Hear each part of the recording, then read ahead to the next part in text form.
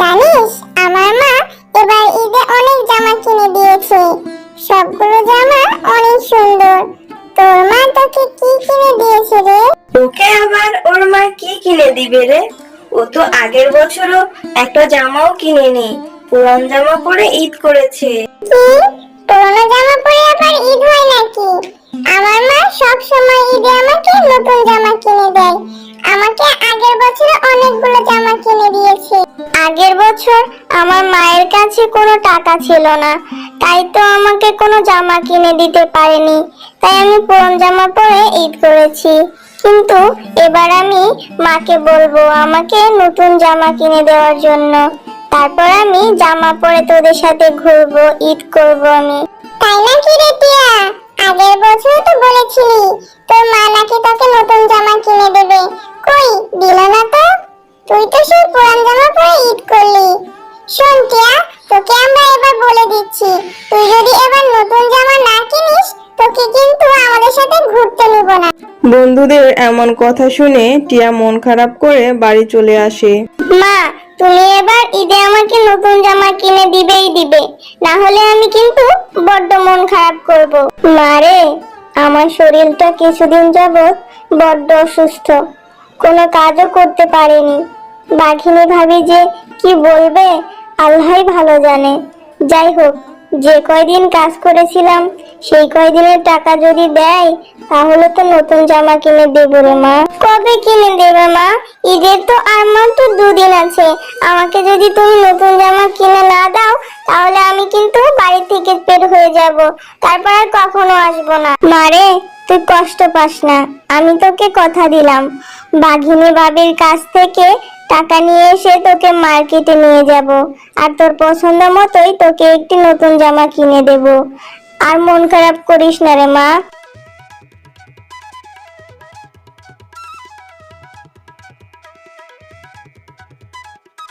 বলছি বাঘিনী ভাবি, আমার কাজগুলো সব শেষ, বাকি যে কাজগুলো আছে সেগুলো করে দেব। কিন্তু একটা কথা ছিল বাঘিনী ভাবি, আমি যে কয়দিনের কাজ করেছি সেই কয়দিনের টাকা কি আমাকে দিতে পারবেন? আগে যে কয়দিনের কাজ করেছিলাম সেই কয়দিনের টাকা যদি দিয়ে দিতেন তাহলে আমার মেয়ের জন্য আমি একটা জামা কিনতে পারতাম। আমার মেয়েটা তো জেদ করে বসে আছে, সে ঈদে নতুন জামা পরবে। ঈদের যে আছে মাত্র 2 দিন, আমার মেয়েটা খুব জেদ করেছে। কি করব বাঘিনী ভাবি, আপনি যদি আমাকে কিছু টাকা দিতেন আমার খুব উপকার হতো। শেফালি, তুই তো সব সময় কাজে ফাঁকি দিস, কিন্তু টাকা চাওয়ার সময় অগ্রিম টাকা চেয়ে বসিস। 5 দিন পর কাজে আসলি আর কাজে এসেই টাকা চাইছিস। আর এটা তো রোজার মাস, ঈদের জন্য আমার অনেক কেনাকাটা হয়ে গেছে, আমার অনেক টাকা খরচ হয়ে গেছে। এখন আমার কাছে কোনো টাকা নেই, আরো কিছু শপিং করার বাকি আছে। তুই আমার আশা ছেড়ে দে। আর যদি নতুন জামা কাপড় কেনার থাকে তাহলে অন্য কোথা থেকে ব্যবস্থা করে নেই। আমি তোকে কোনো টাকা পয়সা দিতে পারবো না রে শেফালি। বাঘিনী ভাবি, আপনি তো অনেক টাকার কেনাকাটা করেছেন, অথচ আমি তো আপনার কাছে কিছু টাকা চেয়েছি। এই টাকাটা কি আপনি আমাকে দিতে পারবেন না বাঘিনী ভাবি? দয়া করে কিছু টাকা দিন না ভাবি। শেফালি, তুই এত কথা বলছিস কেন? আমার টাকা আছে তাই আমি শপিং করেছি, প্রয়োজনে আরো করব, তাতে তোর কি? তোর টাকা নেই, তুই শপিং করবি না, এত শখ কেন? হ্যাঁ, গরিবের এত শখ থাকতে নেই, বুঝলি? যা অন্য কোথা থেকে ব্যবস্থা করতে পারলে তো মেয়ের জন্য জামা কিনে নিয়ে যা। এখান শুধু ঘ্যান ঘ্যান করে সময় নষ্ট করিস না, আমার চোখের সামনে থেকে দূর হ। বাঘিনী ভাবি, আমি তো এমনি এমনি আপনার কাছে টাকা চাচ্ছি না, আমি তো আমার কাজের টাকা চাচ্ছি। দিন না বাঘিনী ভাবি। বললাম তো আমার কাছে এখন টাকা নেই, সব টাকা শপিং করতে শেষ হয়ে গেছে। আমি তোকে এখন কোনো টাকাই দিতে পারবো না। এই মাস শেষ হলেই আমি তোকে টাকা দিব। আর হ্যাঁ, বাকি যতগুলো কাজ আছে সম্পূর্ণ কাজ শেষ করে তারপর যা। মেয়েটাকে যে কথা দিয়ে আসলাম যে কাজ থেকে ফিরে তোকে নতুন জামা কিনে দেব, কিন্তু বাঘিনী ভাবি তো আমাকে কোনো টাকাই দিল না। এবার আমি মেয়েকে কি বলবো, কি জবাব দিব ওকে আমি? নতুন জামা না কিনে দিলে মেয়েটা আমার খুব মন খারাপ করবে।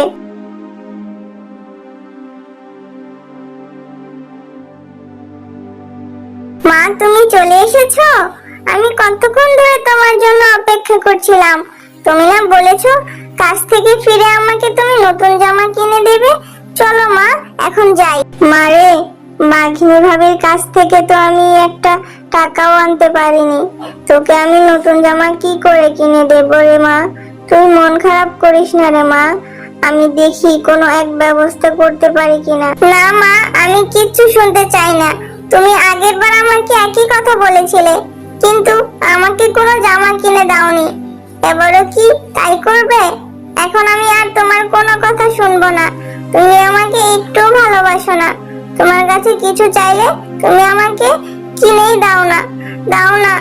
আমার বন্ধুরা সবাই ঈদে জামা কিনেছে, সবাই ঈদ করবে, শুধু আমি ঈদ করতে পারবো না। আমি আর এই বাড়িতেই থাকবো না। এই আমি চলে যাচ্ছি। এসব কথা বলে টিয়া বাড়ি থেকে চলে যায় আর বসে বসে মনের কষ্টে কাঁদতে থাকে। টিয়াকে কাঁদতে দেখে হঠাৎ করে সেখানে একটি পরী চলে আসে আর টিয়াকে পরী বলে, কি হয়েছে ছোট্ট মেয়ে, তুমি এভাবে বসে কাঁদছো কেন? কত ছোট্ট তুমি, তাহলে তোমার এত দুঃখ কেন? তুমি এভাবে কাঁদছো কেন, আমাকে বলো। এরপর টিয়া পরীকে সব কথা খুলে বলে। সব কথা শুনে পরী বলে, ও এই ব্যাপার, তুমি মন খারাপ করো না। এই নাও, তুমি এই ফুলটা তোমার বাড়ির উঠানে যে গাছ আছে সেই গাছের গোড়ায় রেখে দিবে। তারপর দেখবে তোমার মনের ইচ্ছা সব পূরণ হয়ে যাবে আর সকল কষ্ট দূর হয়ে যাবে। এরপর টিয়া খুশি মনে পরীর দেওয়া ফুলটি নিয়ে বাড়ি চলে যায়।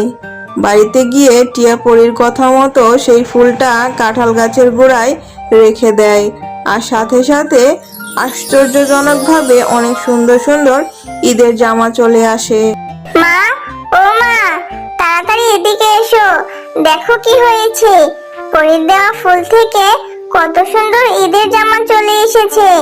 আমি এবার ঈদের নতুন জামা পরতে পারবো, তাও আবার অনেকগুলো জামা। যখন যেটা চাই সেটাই পরতে পারবো মা। আরে, এটা তো অদ্ভুত ব্যাপার। কিভাবে কাঁঠাল গাছে এত সুন্দর সুন্দর ঈদের জামা চলে আসলো? মা, ভালোই হয়েছে। এবার ঈদে আমি নতুন নতুন জামা পরতে পারবো। আর আমাদের গ্রামে যারা আমাদের মতো গরিব অসহায় আছে, জামা কিনতে পারে না, তাদের মাঝে আমি এই জামাগুলো বিলিয়ে দেব, যাতে করে সবাই নতুন জামা পরতে পারে। এরপর টিয়া গাছ থেকে অনেকগুলো ঈদের জামা পেরে নেয় আর যারা গ্রামের অসহায় গরিব বাচ্চা ছিল তাদের মাঝে জামাগুলো বিলিয়ে দেয়।